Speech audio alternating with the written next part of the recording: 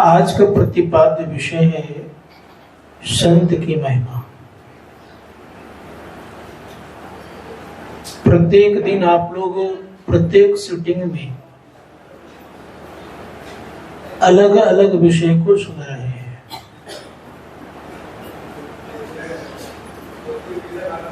और जिस तरह से मुझे संतुष्टि होनी चाहिए वह नहीं हो पा रही। ये कारण है कि एक एक विषय की व्याख्या जब तक एक विषय पर 2-2.5 घंटा नहीं बोला जाए तब तक ठीक से निरूपण नहीं हो सकता। एक आध घंटे में तो भूमिका इत्यादि करते करते वहां तक पहुंच जाता है। लेकिन फिर भी ध्यानाभ्यास का शिविर है। एक शब्द हम आप लोगों ने सुना है, संक्षेप। सुना है कि नहीं?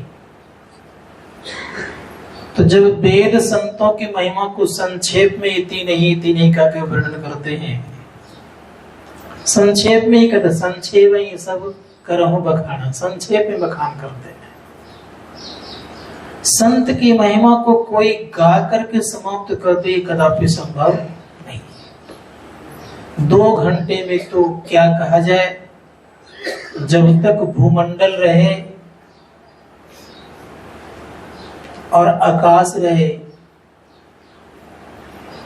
तब तक अगर कोई कहते रहे तो कह नहीं सकते हैं। स्वामी विवेकानंद ने कहा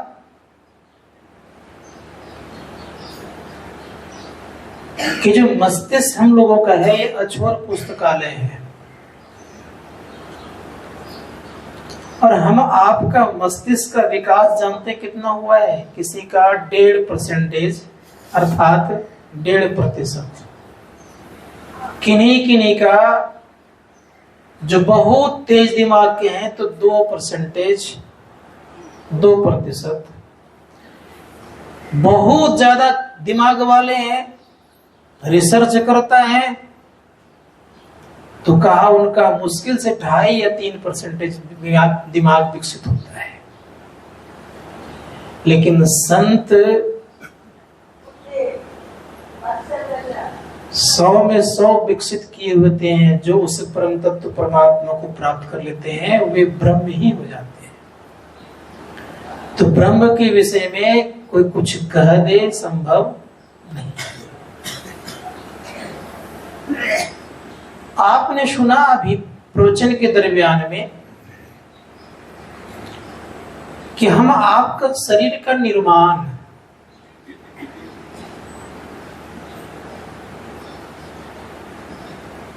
दो के होने के कारण हुआ है। क्या दो? तो उपनिषदकार कहते हैं कि ग्रंथि है। ग्रंथि कहते हैं गिरह और गांठ को।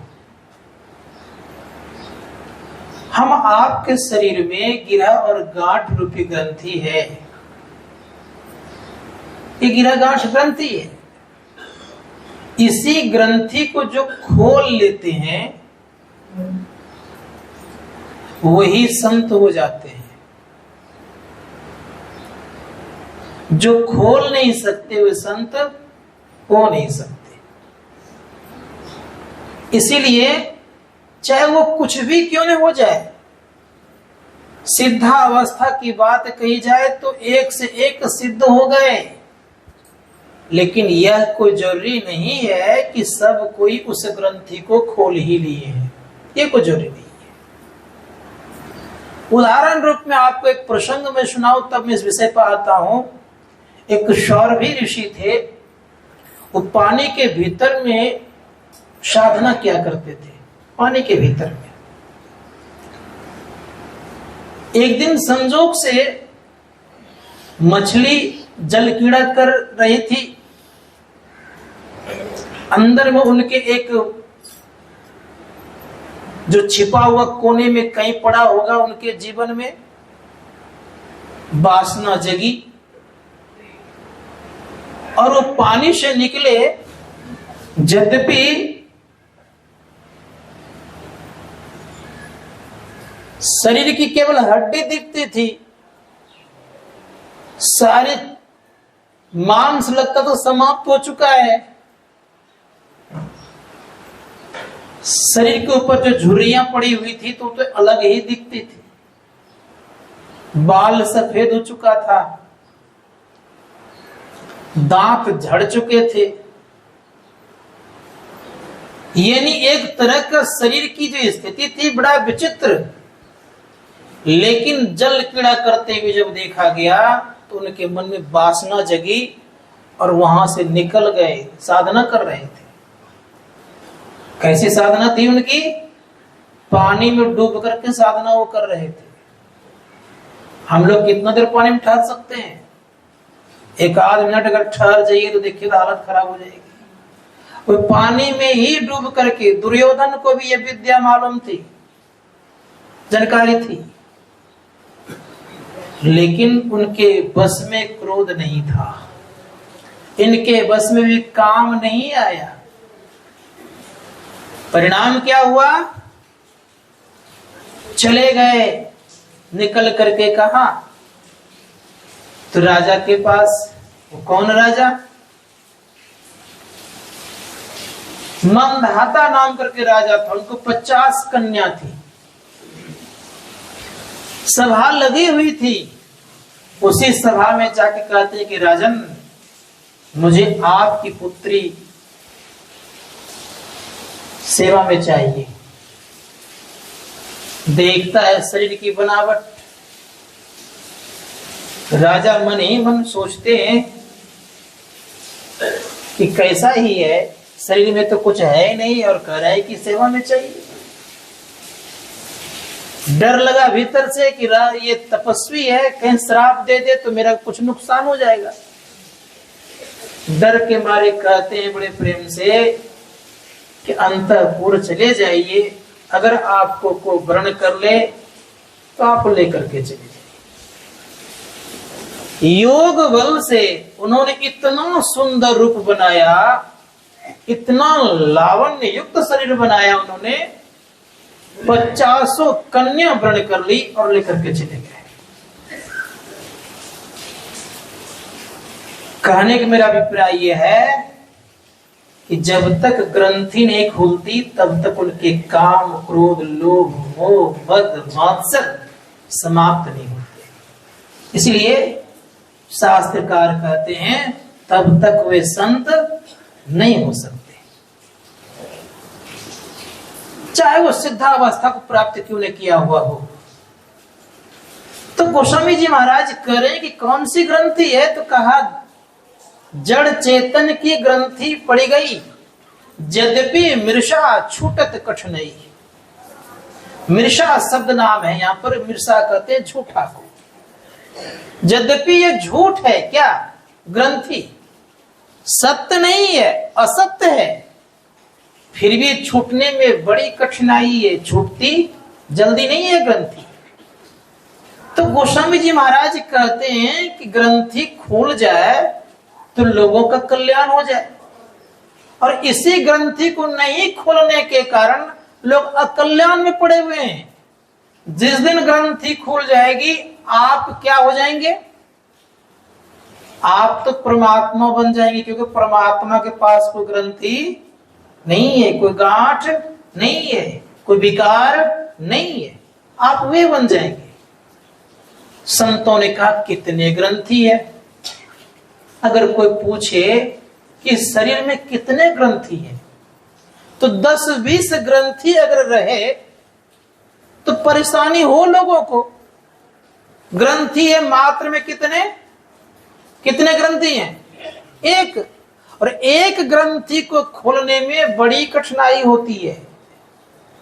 संत महात्मा गण कहते हैं कि एक ग्रंथि कैसे? गोस्वामी जी महाराज करें जड़ चेतन की ग्रंथि।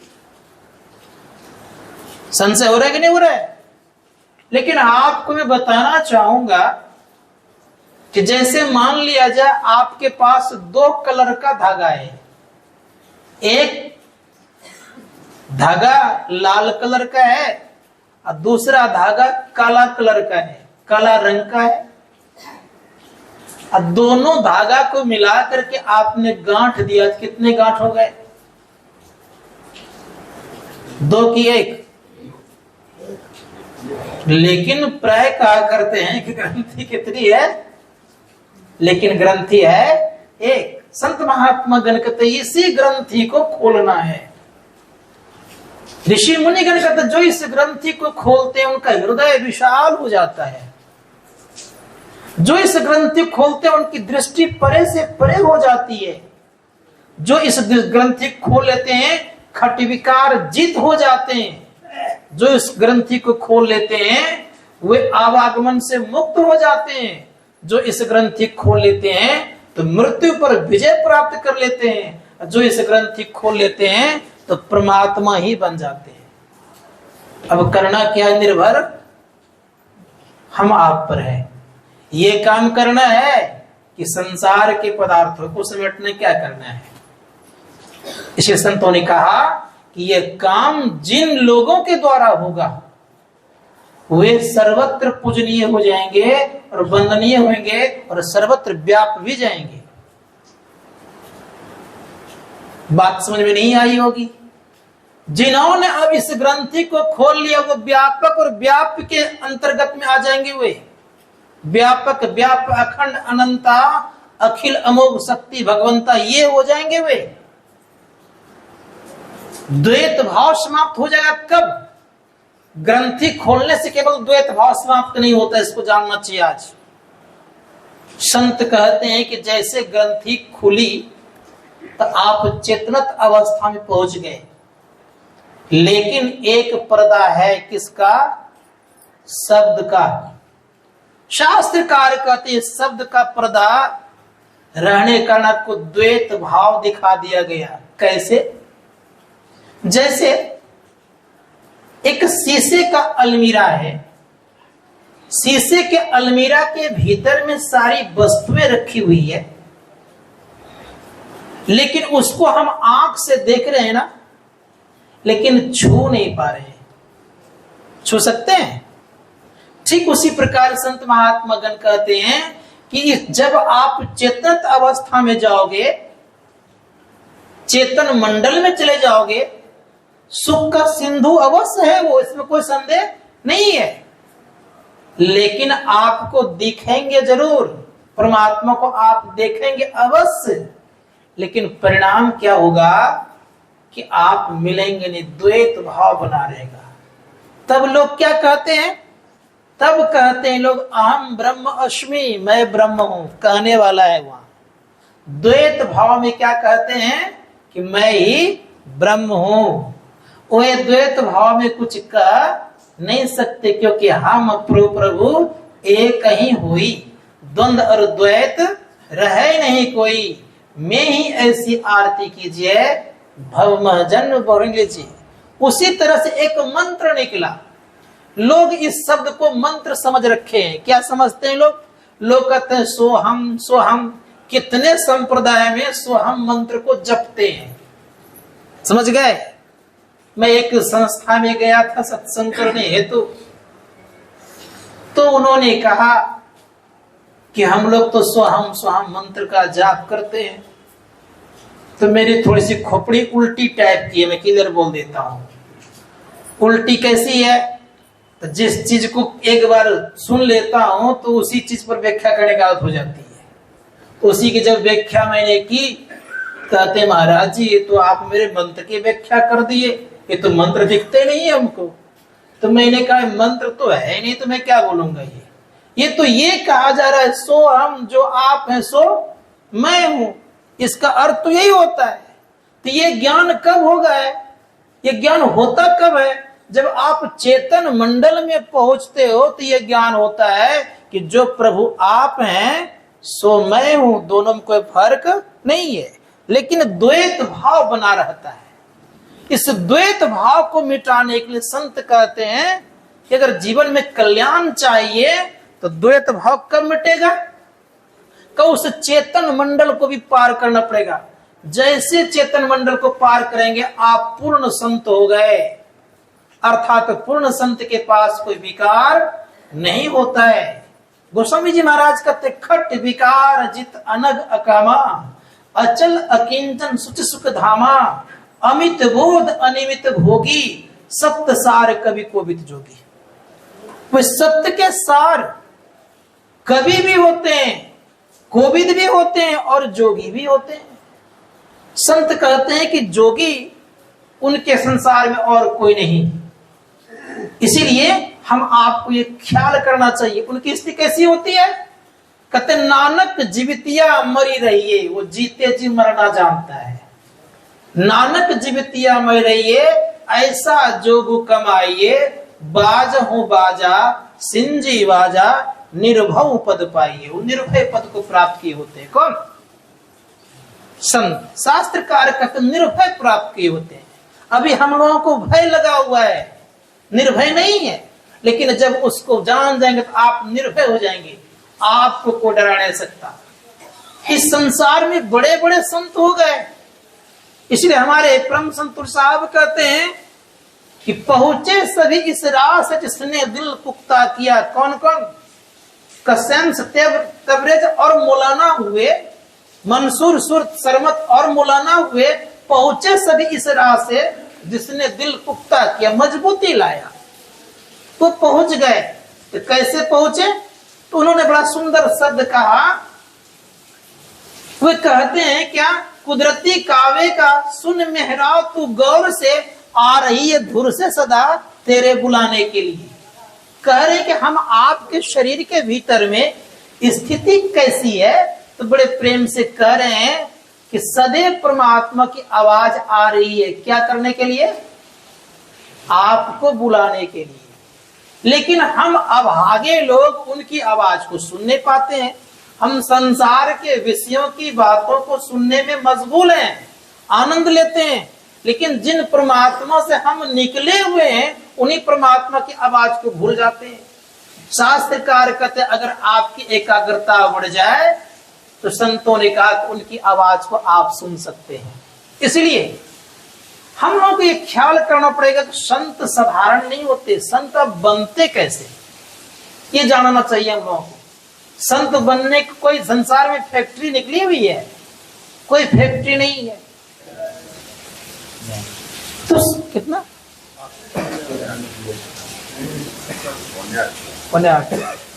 तो अब कहते संत बनते कैसे, क्या इसका एक प्रक्रिया है बनने का?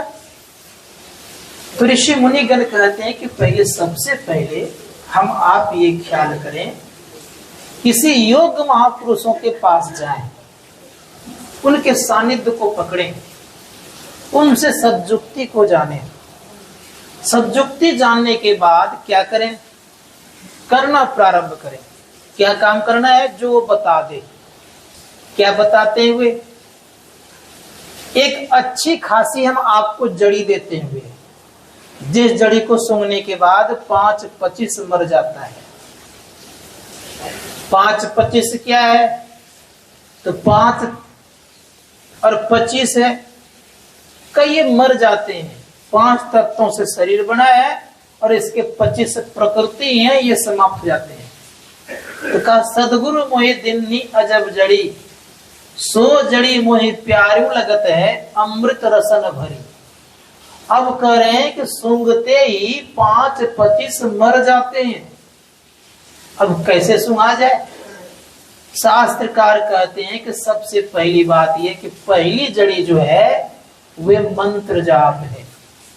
इसीलिए गोस्वामी जी महाराज कहते हैं मंत्र जाप मम दृढ़ विश्वासा, दृढ़ता के साथ विश्वास के जपिए। मंत्र जाप मम दृढ़ विश्वासा, पंचम भजन सो वेद प्रकाशा। सबसे पहली बात यह है कि मंत्र जपने कर में दृढ़ता लाइए और विश्वास लाइए। विश्वास बड़ा काम करता है, याद रखिएगा। बिनु विश्वास भक्ति नहीं, ते ही बिनु न द्रवही राम। बिना विश्वास से भक्ति होने वाली नहीं है, राम की कृपा भी नहीं होगी। संत महात्मा इसलिए विश्वास चाहिए जीवन में। विश्वास क्या है? श्रद्धा विश्वास रूपिणो। श्रद्धा विश्वास क्या है, शंकर का रूप और पार्वती का रूप है, सती का रूप है। इसलिए श्रद्धा और विश्वास अगर होगा तो यहाँ भी भगवान शिव और माँ पार्वती दिख जाएंगे। और श्रद्धा विश्वास नहीं होगा तो यहाँ भी नहीं दिखेंगे, उनके यहाँ जाकर के भी नहीं दिखेंगे। तो श्रद्धा विश्वास चाहिए जीवन में। तो संत महात्मा गण कहते हैं कि श्रद्धा पहले ये उगाइए कि हम जो जप कर रहे हैं ये सर्वश्रेष्ठ जप है। आज थोड़ा सर्वश्रेष्ठ जप के संबंध में जानना भी चाहिए हम लोग कि सर्वश्रेष्ठ जप कौन सा है। तो गुरु गीता में भगवान शिव और मां पार्वती का प्रसंग है। जिस प्रकार से हम आप गीता का नाम सुने हैं उसी प्रकार से शिव और पार्वती का भी संवाद, उसको गुरु गीता कहते हैं। उसमें उन्होंने वर्णन किया है, मां पार्वती प्रश्न करी है और भगवान शिव उत्तर दिए हैं। तो भगवान शिव कह रहे हैं, पूछने वाली मां पार्वती है। मां पार्वती पूछती है कि संसार में सबसे बड़ा मंत्र कौन सा है। आप लोग कौन सा मंत्र कहेंगे सबसे बड़ा मंत्र? जो जानते हैं वो तो कह देंगे गुरु मंत्र बड़ा है, लेकिन जो नहीं जानते तो वो तो कहेंगे कि हम तो शिव मंत्र को बड़ा समझते हैं क्योंकि बगल में शिव भगवान है, उन्हीं को मंत्र बड़ा मानेंगे। लेकिन स्थिति क्या हुई, तो भगवान शंकर कहते हैं मां पार्वती से कि हे पार्वती सुनो, संसार में एक दो मंत्र नहीं है, 7 करोड़ महामंत्र। कितने? 7 करोड़ महामंत्रों में याद रखिएगा, कह रहे हैं कि एक मंत्र सर्वश्रेष्ठ मंत्र है और वह मंत्र चित्त को भ्रमित नहीं करता है। भगवान शंकर कहते हैं कि 7 कोटि महामंत्र से चित्त विभंसकार का एक एव गुरु महामंत्रो गुरुद्वयम्। भगवान शिव कह रहे हैं कि 7 करोड़ महामंत्र है और 7 करोड़ महामंत्र क्या करते हैं, तो चित्त को भ्रमित करने वाले हैं। अब ये बात थोड़ा सा गले से नहीं उतरता हुआ कुछ लोगों को, क्यों कि लोगों को बहुत प्रकार का मंत्र पकड़ाया गया है। अब यहाँ करे भगवान शंकर, तो अब प्रश्न ये होगा कि उनकी बात को माने कि उनको हम भजे, कि क्या करें। अगर उनको हम मानते हैं तो उनकी कहना को मानना पड़ेगा, उनका जो कहना है। और उनको अगर नहीं मानते हैं तो अपना मन से चलते रहिए। तो मनमुख ज्यादा लोग होते हैं, गुरुमुख कम होते हैं। मनमुख क्या करता है कि अपने मन से कोई मंत्र को चुन लेता है, और गुरुमुख क्या करता है तो गुरु के बताए मुताबिक वो चलते हैं। इतना ही अंतर है। अब रह गई बात यह, मनमुख क्या होता है तो रसातल की तरफ जाता है, और जो गुरुमुख होता है वो परमात्मा पद की तरफ जाता है। अंतर है। शास्त्रकार कहते हैं कि अब भगवान शिव बड़े प्रेम से बता रहे हैं क्या कि मंत्र जपो। कौन सा? तो का 7 करोड़ महामंत्रों में गुरु मंत्र सर्वश्रेष्ठ है। इस मंत्र को जपो और ये आपके धीरे धीरे चित्त के जो भ्रमित स्थिति है उसको आपको समाप्त कर देंगे। अब संतों ने कहा जप कैसे किया जाए, तो मैंने थोड़ा सा कल के परसों संकेत किया था कि जप मुख्यतः 4 प्रकार से करते हैं लोग, वाचिक, उपांशु, श्वास और मानस। इसकी व्याख्या लगभग छोटा मोटा तरह से हो गया है। तो कह रहे हैं कि ये 4 प्रकार से जप करते हैं। तो सबसे श्रेष्ठ जप करने की जो कला है वे है मानस जप। मानस जप में स्थिति क्या आती है, तो संत महात्मा गणों ने कहा कि मन ही मन जपना चाहिए। और कैसे जपना चाहिए, तो बड़े प्रेम से कहा कि मन से आप मंत्र को जपो और अपनी दृष्टि को आप एक जगह रखो। कहाँ रखो, तो कह रहे हैं कि आपका सबसे पहला पर्दा है अंधकार का, उसी अंधकार में अपनी दृष्टि को ठहरा और मन ही मन आप जाप जपो।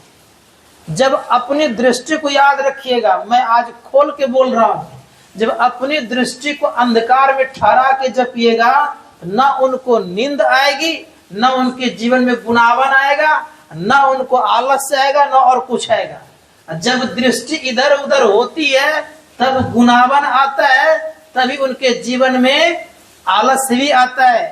शास्त्रकार कहते हैं कि अगर दृष्टि ठहर जाए कहाँ, अंधकार में, तब जो जप बनेगा। तो गुनावन और आलस्य कुछ भी नहीं आएगा। कैसे नहीं आएगा, क्या कारण है ये भी जान लीजिए। जब हमारी वृत्ति तमोगुण पर होती है तो आलस्य आता है। जब हमारी वृत्ति रजोगुण पर होती है तो हमारे जीवन में गुनावन आता है। और जब हमारी वृत्ति सीधे सन्मुख रहता है, सत्वगुण में होता है, तो आलस्य और गुनावन दोनों समाप्त हो जाता है। इसी कारण से हम आपके अंदर में जप होता है। तो बड़ा सुंदर शब्द कहा कि आप दृष्टि को ठीक सामने रख करके जपो। अब इस बात को जानना ये चाहिए, कौन कह रहे हैं, तो परम संतुष्ट साहब कहते पकड़ी पट पीयू पीयू करे, अर्थात पहला पट है अंधकार का। अंधकार के पर्दे को दृष्टि से पकड़ करके पकड़िए और पुकार लगाइए। जैसे एक चातक पक्षी होती है, उस चातक पक्षी का नाम सुनेंगे, एक चकोर और दूसरा चातक।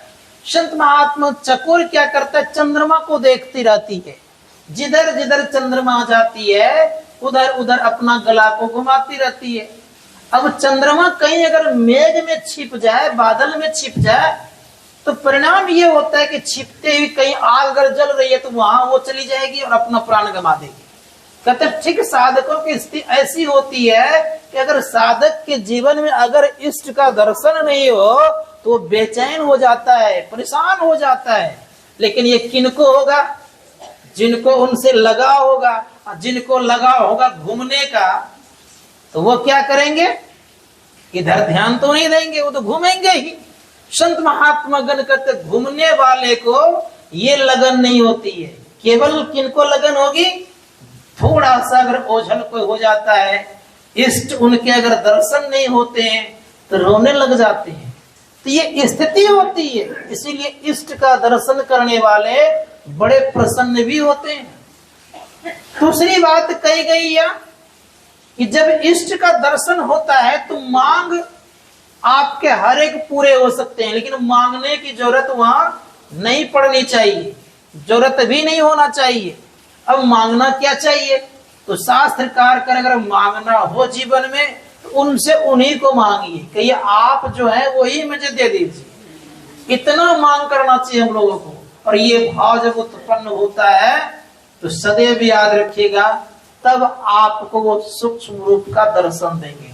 सूक्ष्म रूप मतलब बिंदु का दर्शन होगा। कब, तो बिंदु का ध्यान कैसे करते हैं लोग, तो संतों ने कहा कि जिस प्रकार से चातक पक्षी केवल मेघ को देखती है, उसी प्रकार से याद रखिएगा कि एक साधक को केवल अंदर में एक जगह देखना चाहिए। वो देखने कला जानकर जो देखता है, तो आप ही आप बिंदु झलके पट गिरा निरखत रहो, अपने आप दिखता है।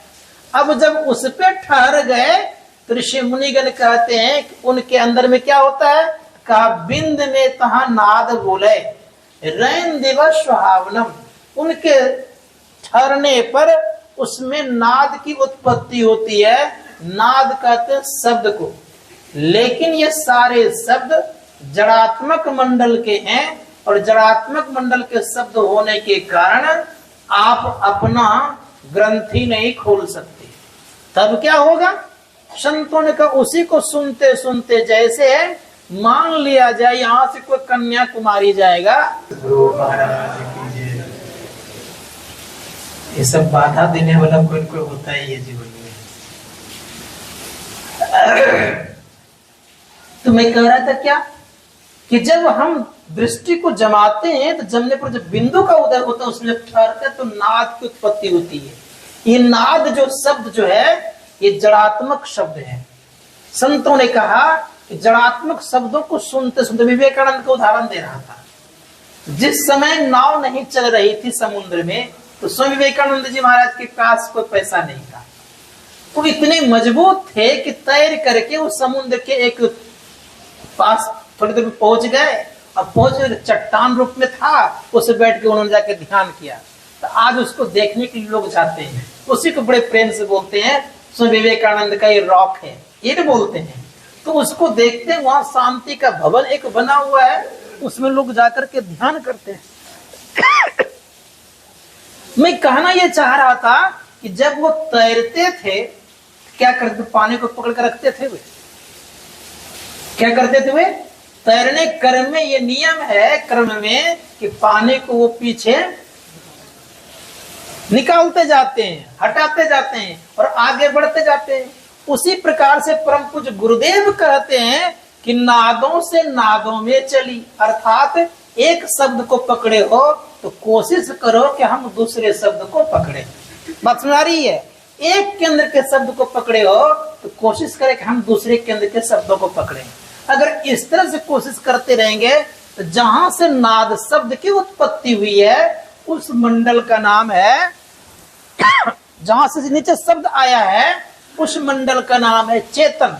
चेतन से नीचे आया है, लेकिन चेतन में शब्द कहां से आया है?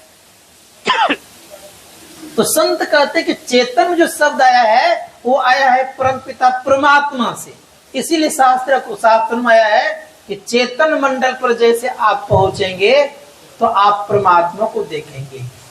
इसीलिए ऋषि मुनिगण कहते हैं कि परमात्मा को देखेंगे लेकिन द्वैत भाव रहेगा, और इसको जब आप मिटा देंगे उसको पार कर जाएंगे, द्वैत भाव समाप्त। यहां पहुंचने पर संत होता है। तो संत बनने की प्रक्रिया यही है, और कोई प्रक्रिया नहीं है। अब संतों का हृदय कैसा होता है? संत बड़े कोमल होते हैं और हृदय उनका विशाल होता है, लेकिन अपना कष्ट सह सह करके दूसरों को सुख पहुंचाते हैं। जैसे उदाहरण रूप में देख लीजिए, संत कबीर साहब को 72 कसनी दी गई, प्रसिद्ध है। इस जगह एक त्रिवल्लभ बल्लवर हुए थे, उन्होंने जो साधना की थी वो शिव का प्रचार खूब बढ़िया से उन्होंने किए। आज उन्हीं कृपा से यहाँ के भक्तगण भगवान शिव को जानते हैं। और थोड़ा जान लीजिए, इसी क्षेत्र में यहाँ से कुछ दूर में एक महर्षि रमन हुए, उच्च कोटि के महापुरुष हुए, उनको लोग विदेशों तक जानते हैं। तो कैसे जाना गया? उन्होंने अपने आप को जाना। उनका एक सुंदर सा प्रश्न है, वे कहते हैं कि हु एम आई, मैं कौन हूं? इतना सा उनका प्रश्न है। का इसका पता लगा लोगे तुम्हारा कल्याण हो जाएगा। अपने आप का पता लगाने के लिए वो खुद कहते हैं। उन्होंने ही कहा है कि तुम्हारा स्वभाव है सुख प्राप्त करना, अर्थात तुम्हारा नेचर है सुख प्राप्त करना। इसलिए उनका हैप्पीनेस इज योर नेचर, तुम्हारा स्वभाव ही है सुख। लेकिन तुम जो सुख का स्वभाव रखे हुए तुम्हारा स्वभाव है, लेकिन एक विशेषता तुम में ये है कि तुम बाहर खोजते हो, यद्यपि वो बाहर में है नहीं वो सुख। तो बाहर में जब सुख नहीं है तो खोजना बाहर में कैसे होगा? इसीलिए ऋषि मुनिगण कहते हैं कि तुम्हारे भीतर में सुख छिपा हुआ है, केवल क्या करने में? ग्रंथि खोलने में तुम्हें सुख प्राप्त हो जाएगा। अब रह गई बात संत का हृदय, बड़ा कोमल। एक छोटी सी बात सुना रहा हूं आपको, कहानी टाइप का। संत महात्मागण दूसरों को पुकार करने के लिए क्या से क्या नहीं करते हैं, बहुत प्रकार के कष्ट भी सहते हैं। सुनाया भी कई बार मैं हूं। एक नदी पर, एक नदी में नाव चल रही थी, उस पर एक महात्मा जी सवार हो गए। तो महात्मा जी सवार हो गए तो उसमें कुछ विद्यार्थी जो थे शरारती टाइप का, वो भी सवार हो गए। विद्यार्थी का शरारती आज भी छूटता नहीं है, पहले भी शरारती थे आज भी शरारती है। परिणाम ये हो गया कि महात्मा जी की दाढ़ी बड़ी बड़ी थी, अब बाल भी बड़ा बड़ा था। जैसे स्वामी विवेकानंद जब गए थे कहा शिकागो तो वहां के विद्यार्थियों ने अर्थात वहां के लोगों ने इनके पोशाक देख के मजाक उड़ाते थे। तो आज भी साधुओं के पोशाक को देख करके लोग मजाक उड़ाते हैं, आज भी उड़ाते हैं। वो जमाना की बात को छोड़े, हम ही लोग ट्रेन से चलते हैं तो नाना प्रकार का व्यंग्यात्मक शब्दों का प्रयोग सुनने को मिलता है। क्या से क्या लोग नहीं बोल देते हम लोगों को। आज मच्छर ने परेशान कर दिया मुझे, नहीं गया है अंदर में फंसा है लगता है कहीं। तो मैं कह रहा था कि सुनना पड़ता है, अब करे तो करे क्या। कितना बज गया लगता है, समय छोड़ा है।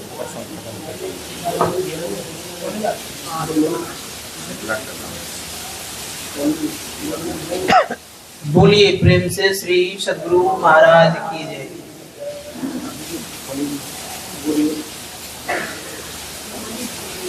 श्री सद्गुरु महाराज की जय। श्री सद्गुरु महाराज की जय। तो मैं कह रहा था कि महात्माओं को दिक्कत तो आज भी देते हैं लोग।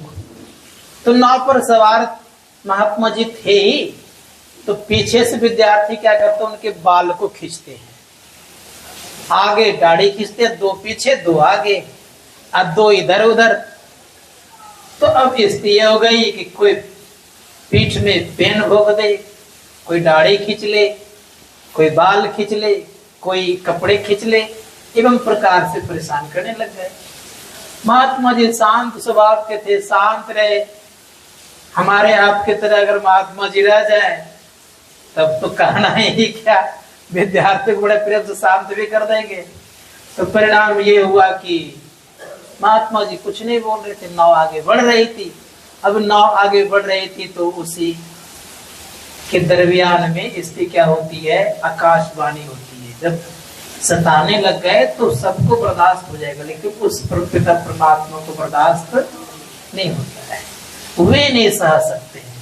तो अब स्थिति क्या हो गई, आकाशवाणी हुई। तो ऐसी आकाशवाणी हुई कि महात्मा जी कुछ नहीं बोल रहे हैं, बार बार कह रहे हैं। 3 बार तक लगातार आकाशवाणी हो गई कि हे महात्मा जी, अगर आपके आदेश हो तो मैं नाव को ही पलट दूं। 3 बार जब आकाशवाणी हो गई तो चौथे बार में कहते महात्मा जी कि हे प्रभु, अगर पलटनी ही होना तो इन लोगों की बुद्धि को न पलट दीजिए। कष्ट को सह करके क्या साथ कर रहे हैं, बुद्धि को पलट दीजिए। प्रभु ईसा मसीह को लीजिए। आप क्रॉस पर लटकाए जा रहे थे, अर्थात पे क्रॉस लाए, कील ठोक रहे थे। कील ठोकने के दरमियान में बता दूं आपको, प्रभु ईसा मसीह कहते हैं, हे प्रभु, ये लोगों को ज्ञान नहीं है, इन्हें माफ कर देना। हजरत मोहम्मद साहब को मक्का से मदीना ले गए, सुनकर के आश्चर्य लगेगा आपको।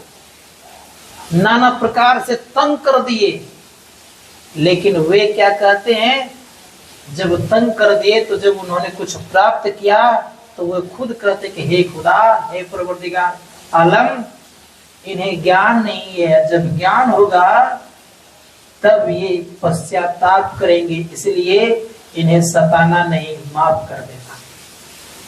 संत महात्मा गण कहते हैं कि कष्ट सह सह करके दूसरों को कल्याण पहुंचाते। इसलिए संतों का हृदय बड़ा विशाल होता है। लेकिन इतना ही जानिए, संत एक प्रकार का समझिए क्या है, तो कहा हवा है।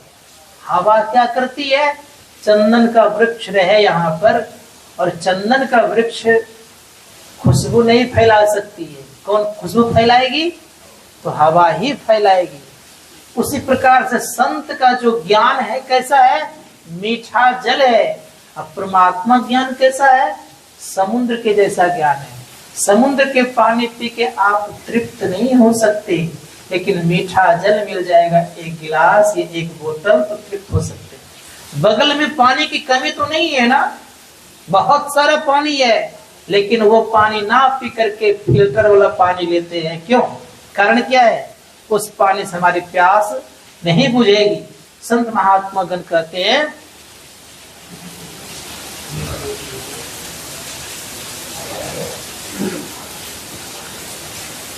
मगन कहते हैं कि ऐसी स्थिति कि हम लोग ये ख्याल करना चाहिए जीवन में कि ये स्थिति जो है केवल संतों के पास होती है। इसीलिए प्यास बुझाने वाला संत ही होते हैं। इसीलिए शास्त्रकार कहते हैं कि संत परमात्मा से भी श्रेष्ठ होते हैं। भगवान श्री राम कहते हैं कि सातम सम मोहिमय जग देखा, मोते अधिक संत लिखा। मुझसे भी ज्यादा संत होते हैं। इतना ही कहकर के नहीं छोड़ दिए, यहां तक पुराणों में वर्णन आया है कि संत जो होते हैं वे दूसरों के कष्ट का हरण करने हेतु संसार में अवतार लिए हुए हैं। भगवंत जो होते हैं दुष्टों को संहार करने हेतु संसार में अवतार लेते हैं। अब अंतर कितना है दोनों में देखिए, एक तो दुष्टता समाप्त करने वाला संत, और संत अब भगवंत क्या दुष्ट को समाप्त करने वाला। दुष्टता और दुष्ट में फर्क है। रावण एक दुष्ट प्रवृत्ति का था अवश्य, लेकिन उसके अंदर में दुष्टता भरी पड़ी थी, लेकिन उसकी प्रवृत्ति को समाप्त नहीं कर पाए। क्या किया उन्होंने? दुष्ट को ही समाप्त कर दिया। कंस दुष्ट था अवश्य, उसके अंदर दुष्टता भरी पड़ी थी, लेकिन भगवान श्री कृष्ण ने सोचा कि दुष्ट को ही समाप्त कर देता हूं। लेकिन आपको मैंने एक दिन और एग्जाम्पल दिया था कि भगवान बुद्ध ने दुष्टता को समाप्त करके उनको सुष्ट बना करके क्या कर दिया? उनको संत बना दिए, भगवंत बना दिए। भगवान महावीर ने भी ऐसी स्थिति की। यहां तक सुनाओ आपको कि भगवान महावीर को इतना बड़ा कील ठोक दिया माथा। कौन ठोक दिया? एक गाय चराने वाला था, गाय चरा रहा था, चराने के क्रम में कहा देखना मेरा गाय, मैं जा रहा हूं भोजन करने के लिए। बड़ी विचित्र बात है, ये ध्यान में बैठे हुए थे, इनको क्या पता गाय चली गई दूसरे का फसल खाने के लिए। अब उधर से आए तो उस गाय जो चरा रहा था उसको पकड़ा उसने, उसको बहुत सारा बात कहने लग गया। तो इसको बहुत गुस्सा आ गया, कहा कि मैंने इसको कहा था गाय देखने की, तो गाय देखा नहीं, ऐसे होते मेरी बात सुन लिया। इतना बड़ा कील उनके माथा में ठोक दिया। ध्यान कर रहे थे, उनको कुछ पता नहीं चला, लेकिन कील जब ठोका चला गया तो परिणाम ये हुआ, उनके अनुयायी वगैरह आए, जब वो ध्यान से उठे तो कहा कि प्रभु क्या दंड दिया जाए। तो भगवान महावीर बड़े प्रेम से कहते हैं उनको दंड क्या दीजिएगा? अरे उसको अगर ज्ञान होता तो याद रखिए कि ये काम मुझे करते हुए नहीं करते ना, इसीलिए उन्हें ज्ञान नहीं है, इसलिए उनको छोड़ दिया जाए। ये है संत का हृदय। इसीलिए मैं कहूंगा अगर कल्याण चाहते हैं, भक्ति की शुरुआत करना चाहते हैं, तो भगवान राम की बात अवश्य मानिए। भगवान राम ने कहा है कि प्रथम भक्ति संतन कर संगा। संतों का संग करेंगे तो क्या होगा? प्रथम भक्ति कहलाएगी। अब संत को विशेष तो कहा गया, और प्रथम भक्ति संतों के संग से शुरू होती है। तो हम लोग को ये ख्याल करना पड़ेगा संतों के संग जाने के लिए क्या करना पड़ेगा। तो संतों के संग जाने के लिए पहले सबसे पहले संग करना है, तो मान और अपमान से आपको अलग होना होगा, तब उनके गुण आप धारण कर सकते हैं। परम पूज्य गुरुदेव के सामने परम पूज्य गुरुदेव के सामने नाना प्रकार के भक्तगण आते थे, लेकिन आपको बता दूं आज भक्त आते, कभी कभी भक्तों को डांट भी देते थे। एक छोटी सी कहानी सुनाता हूं गुरुदेव की स्थिति। एक व्यक्ति, अंग्रेजों का जमाना था, संजोग से आजाद शायद भारत हो चुका था, लेकिन फांसी की प्रथा आज भी है, उस समय भी थी। उनको किसी तरह से फंसा दिया गया था, फंसा देने के कारण उनको फांसी की सजा हो गई थी। अब स्थिति ये हुई, सजा होने वाली थी। आज गला ठीक नहीं लगा,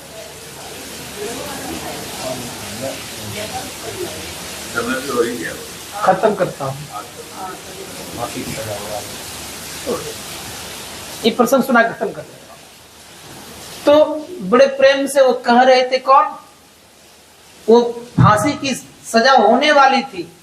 ये बेचारे गए कि अब तो मुझे हो सकता है फांसी की सजा हो जाए, गुरु महाराज का दर्शन कर लेता हूं। दर्शन करने के लिए गए, कड़ाके की धूप थी, भयंकर गर्मी थी।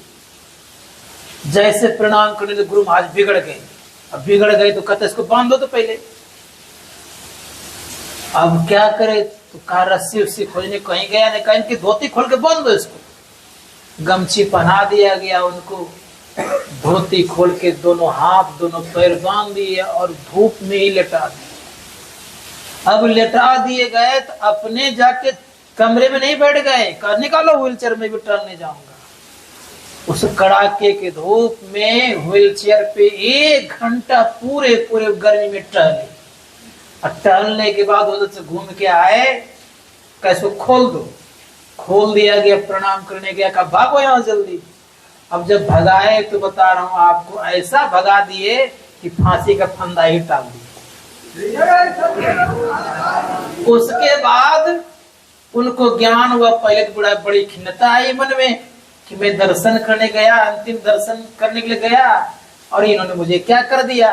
लेकिन बाद में जब फांसी का फंदा से मुक्त हो गए तब वो प्रणाम करने आएगा कि संत का ये मौज, कब किसको क्या कर दे कहना मुश्किल है। तो मैं कहना चाह रहा था कि संतों के चरणों में जाएंगे, शरणों में जाएंगे तो आपका उद्धार निश्चित करेंगे, क्योंकि संत मता बिनु गति नहीं, सुनो सकल देकान, जो चाहो उद्धार को तो बनो संत संतान। सबों का संतान तो बने अवश्य है, जन्म जन्मांतर से माता पिता का संतान बनते आए हैं, लेकिन एक बार संतों का संतान बन करके देखिए परम कल्याण होता है कि नहीं होता है।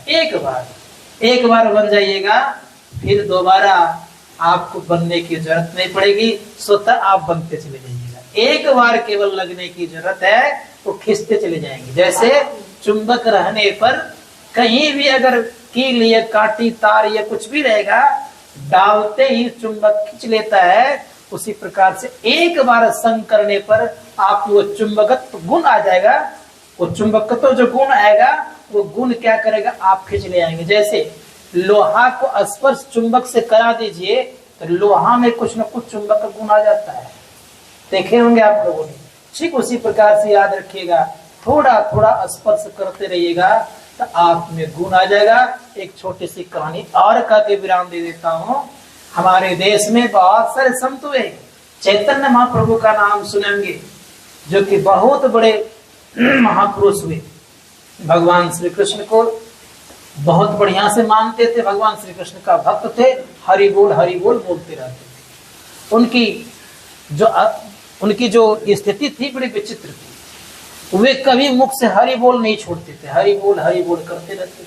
संजोग से उस समय एक राजा था, उस राजा के बगल में कभी कभी हरि बोल बोलते रहते थे। तो जो विषयी लोग होता है उनको परमात्मा का नाम अच्छा लगता नहीं। तो राजा ने कहा कि उस महात्मा जी कहो जाके दूर में हरि बोल बोलेगा। अब स्थिति ये हो गई तो कौन जाएगा कहने के लिए, तो सिपाही को मंत्री जी ने भेज दिया, कहा उसको दूर जाएगा हरि बोल करने के लिए। तो जैसे सिपाही गया वहां तो संतों की दृष्टि ही काफी है, दृष्टि उन पर पड़ी। जैसे दृष्टि पड़ी तो सिपाही को कहने गया था हरि बोल यहाँ नहीं कीजिए, तब वही हरि बोल करने लगा। अब हरि बोल धीरे धीरे करे तब तो ये मोटा ताजा था, खाया पिया था ही, उससे और जोर जोर से बोलने लग गए। अब परिणाम ये हो गया कि और वो राजा को और परेशानी होने लग गई। अब जोर जोर से जब बोलने लग गया तो मंत्री से पूछते हैं राजा कि बताओ ये कौन जोर जोर से हरि बोल कर रहा है। तो मंत्री कुछ जानता उनका था, कहा कि राजन जानते नहीं है आप, वही है। कहा कौन, जिसको आपने खिला पिला के मोटा ताजा करके रखा है वही जोर जोर से बोल रहा है।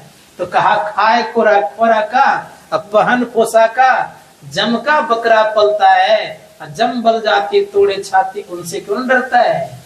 याद रखिएगा, ध्यान नहीं करिएगा, केवल शरीर पर ध्यान दीजिएगा तो हम लोग किसके बकरे बन रहे हैं पता है कि नहीं पता है, किसके बकरे बन रहे हैं। अगर ध्यान करते हैं तो जम के फंदे से हट सकते हैं, अगर ध्यान नहीं करते हैं तो खूब सुंदर सुंदर खाइए, शरीर को बढ़ाइए, तो हम बच नहीं सकेंगे उससे। इसलिए जम का बकरा मत बनिए। तो कहा कि वही बोल रहा है प्रभु, जैसे कहा वही बोल रहा है राजन, तब करे तो करे क्या। मंत्री का कही हम जाकर उधर जा हरि बोल करेगा। जैसे मंत्री जी वहां गया तो मंत्री जी को भी करंट लग गया। अब वो भी हरि बोल करने लग गए। अब करे तो करे क्या, उपाय क्या है। परिणाम ये हो गया राजा स्वयं गए। अब डर भी लग रहा है कि नजदीक जाऊंगा तो कहीं मुझे करंट न लग जाए। अब डर के मारे दूर में ही खड़ा है। जैसे दृष्टि पड़ती है चैतन्य महाप्रभु की तो मंत्री और सिपाही से कहता है कि बेटा देख तो पगला जा रहा है, उसको जरा कहो पकड़ के हरि बोल बोलने के लिए थे। जैसे कहा उसको पकड़ के कहो हरि बोल बोलने के लिए तो राजा भागा, सिपाही दौड़ने में तेज था ही, दौड़ के पकड़ा, कहा एक बार आप भी हरि बोल बोलिए। उनको ऐसा करंट लगा कि वो भी हरि बोल बोलने लग गए। परिणाम ये हो गया कि संतों में ये ताकत होती है, जिस प्रकार से बिजली में ये ताकत है कि आपके खून को चूस लेते हैं, उसी प्रकार संतों में ये ताकत है कि आपके पाप को चूस सकते हो, समाप्त कर सकते। इसलिए संत महात्मा गण कहते संत दरस को जाइए, तज ममता अभिमान, और जो जो पग आगे धरे कोटि यज्ञ समान। कोटि यज्ञ के समान आपको पुण्य की प्राप्ति होती। इसलिए कहा कि संतों के दर्शन मात्र से पाप ताप सब जल करके राख खाक हो जाता है। इसलिए शास्त्र में आया है कि संत के दर्शन करना चाहिए, और करने के लिए उनके अनुसार चलने से आत्म कल्याण होता है। इसी कल्याण के पथ पर चल करके हम आपका कल्याण होगा, क्योंकि ये मार्ग भगवंत का मार्ग है। और संसार में जितने भी मार्ग है सब लोगों ने बनाया है। याद रखिएगा, कोई भी धर्म से जुड़े हुए हैं वो मानव द्वारा बना लिया धर्म, लेकिन बिंदुनाद का जो धर्म है ये परमात्मा बनाया है। यही मार्ग परमात्मा का है, इसी को सनातन कहा जाता है। ऐसा नहीं कि केवल हम वस्त्र पहन लिए हम सनातनी हो गए, शिव को मान रहे हैं, भगवान राम को मान रहे हैं, हम सनातनी हो गए, बात नहीं। बिंदुनाद को जानने वाला ही प्योर सनातनी है, और इस सनातन को जो मानता है वो सर्वश्रेष्ठ व्यक्ति है। बोलिए प्रेम से।